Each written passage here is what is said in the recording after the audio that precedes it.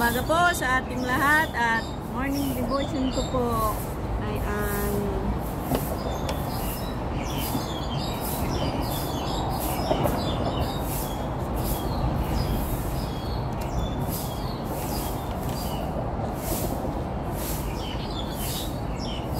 aking share for today, aking devotion ay ang ako at ang aking pamilya. Ito ay mababasa sa Ephesians chapter 6 verse 1 to 4. Bago ang lahat, Lord, thank you Lord for this day at thank you Lord for the life, thank you Lord for my family, and thank you Lord sa mga manunod, at thank you Lord po sa life of my employer na sila po yung ginagawit mo na ako'y nandito po sa Hong Kong, at sa mga manunod po, let your will be done po sa kanilang buhay, na mabuksan po ang kanilang pag-iisip, na ikaw lamang po ang mapangaralan sa kanilang pang-araw-araw na pamumuhay. Jesus name I pray, Amen. Magandang umaga po at makulimlim na araw po dito sa Hong Kong, but kahit ganun po, ang aking share po ay ang ako at ang aking pamilya. Mabasa sa Ephesians chapter 6, 1 to 4. Basahin ko po siya sa Tagalog. Sabi dito, mga anak at ang mga magulang. Mga anak, sundin ninyo ang inyong mga magulang sa Panginoon, sapagkat ito'y matuwid. Igalang mo ang iyong ama at ina. Ito ang unang utos na may pangako, upang mabuti ang iyong kalagayan at ikaw ay mabuhay ng matagal sa ibabaw ng lupa. At ang mga ama, huwag ninyong ibunsod sa galit ang inyong mga anak, kundi akayin ninyo sila sa pagsasanay at pangaral sa Panginoon. So, ito po, napakaganda po dito ang sinasabi ng Bible po. Talaga po ang Bible po ang ating vitamin of our soul. So, sabi po dito, ang pamilya ay nasa puso ng Diyos.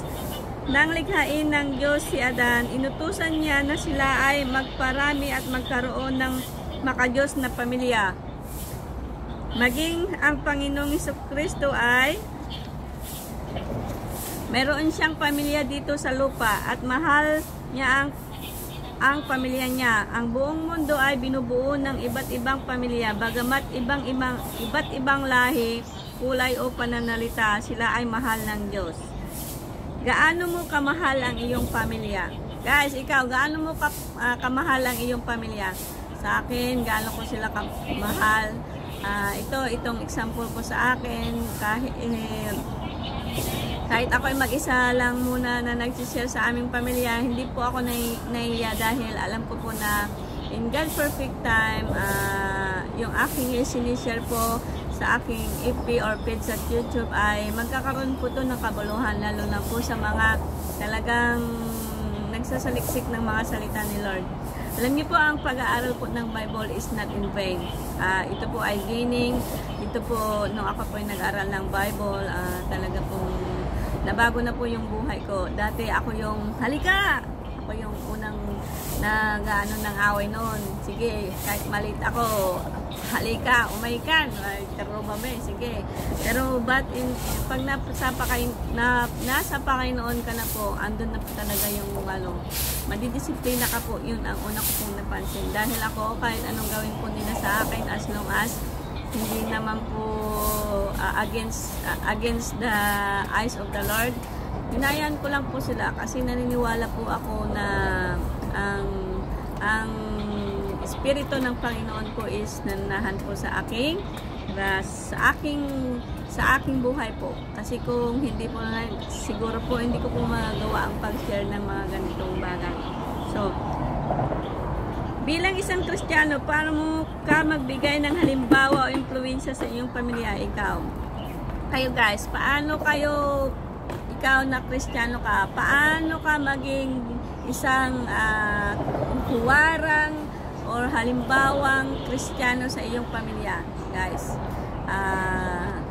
Pakisagot nyo na lang po. Ako, masasabi ko na ang aking maibigay, paano ko magbigay halimbawa, influence sa aking pamilya, siyempre, yung nga po, ugali, yung kung dati is nang aaway din ako, pero ngayon di na. Kasi nga, away is a sin, is not for God's glory.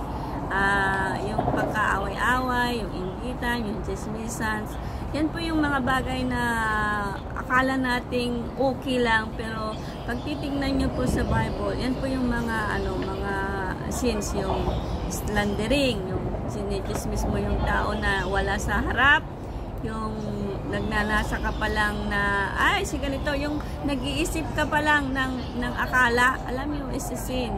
So, it's better na mas maganda na lang po na huwag na lang po tayong ganun. Kasi, pero kung yun nakasanayan mo yung ganun, wala na pong magagawa. Pero ako po talaga, nung ako natuto po sa Bible, nalaman ko yung mga do and don'ts, talaga pong unti-unti na po akong nababago. But I'm not totally na masasabi kong perfect, but may nabago na po, lalo na po sa pagka dati magalitin ako, ngayon hindi na. Yung hinahayaan ko na lang kasi nga ang galit is not for God's glory. Nakaano yan na sa iba yan. So, yan po, ang aking halimbawa ay nabago na po ang aking ugali sa masama at sa mabuti. Ayan. Okay guys, ano ang nabago sa inyo? Kayo lang po makakasagot niyan, guys. So, kung ang ilalagi mo na panahon ang ilalagi mo sa mundong ito, sino ang gusto mong makasama? Kung ang panahon na lang ang ilalagi mo sa mundong ito, sino ang gusto mong makasama? Ako ang gusto kong makasama, siyempre, yung mga pamilya ko, yung mga nanay, tatay ko, kapatid ko, siguro mga na rin yung mga kaibigan, kapitbahay, mga na lang yun. But to God be the glory. Honestly, thank God the life sa lahat po ng nagdaan sa aking mga buhay na mga aking mga naging guro, lalo na po sa Bible studies. Hindi ko po yun makikita, makakalimutan at lagi po kayo in my memories. Sabi nga po nila, ang taong hindi lumingon sa pinanggalingan, hindi po makakarating. Totoo po yun. So, even though na ako'y naglalakbay sa ating buhay ng iba't ibang nakakasama, to God be the glory. Siyempre, kung aking babalikan yung aking mga nagdaan, ang una kong hindi makakalimutan o gusto kong makasama talaga is yung mga magulang ko, kapatid ko, yung mga malapit sa akin, yung gano'n, yung mga tunay na kaibigan, yan yung mga talagang gusto kong makasama.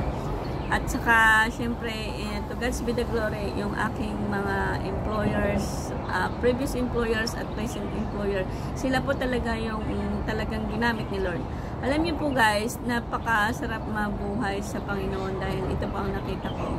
Pag naka-Lord ka po talaga, alam niyo po, yung mga amo natin, maiya sila. Alam niyo po ba yung ako, diba, ang tawag dito sa Hong Kong kasi yung mga DH o ano, ang tawag dito kunyang. Alam mo yung amo ko ngayon, recent, ayaw niyang akong tawagin kunyang. Sabi niya, ayaw niya, sabi niya, nung may nagsabi sa akin na kunyang, no, huwag niyo siyang tawagin kunyang, sis at cheche. Alam niyo, ganun po kabuti ang Panginoon. Pagka nasa presensya po tayo ng Panginoon, hindi ka po talaga down. Hindi ka po talaga mawawala sa lugar. Kumbaga, poprotektahan ka po ni Lord in many ways. So, sana'y kayo din po, piliin niyo po kung ano yung makakasama mo. Alam niyo po, dito sa Hong Kong, ako talaga, honestly, since starting na tinawag ako ni Lord, alam niyo po, hindi naman po stable yung aking nakakasama. Mga ilan-ilan lang siguro yung talagang aking kasama, but it's not yung definitely nakakasama ko as in a way. But ito po ang aking napansin. The more na nagkakaroon po ako ng maraming kasama, the more po ako na-experience. At ito po ang isa lang aking tinatandaan. Talagang ang aking kinikip yung mabubuting gawa. Kung may nakita man ako na sa manggama, tinatapon ko na lang yon. Sabi nga, ulitin ko nga po sa aking vlog, eat the meat through the bones. Ganun din po yun. Dapat kung kayo'y nangangaral ng salita ng Panginoon, dapat po makitaan po kayo talaga. The way you talk, the way pakikisama. Ito po ang aking napansin.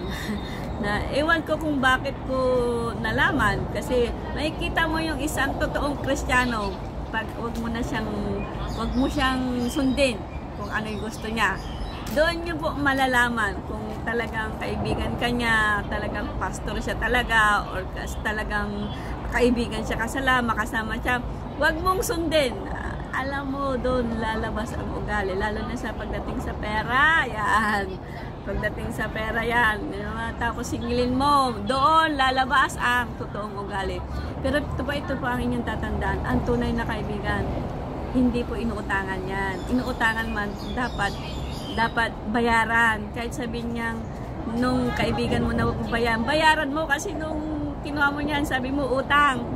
Siyempre, sinabi na lang siguro na huwag mong bayaran kasi ang tagal-tagal mong magbayad. Ganon. Ang totoong kaibigan, para hindi po mawala, huwag mong uutangan. Huwag mo nga abusuhin.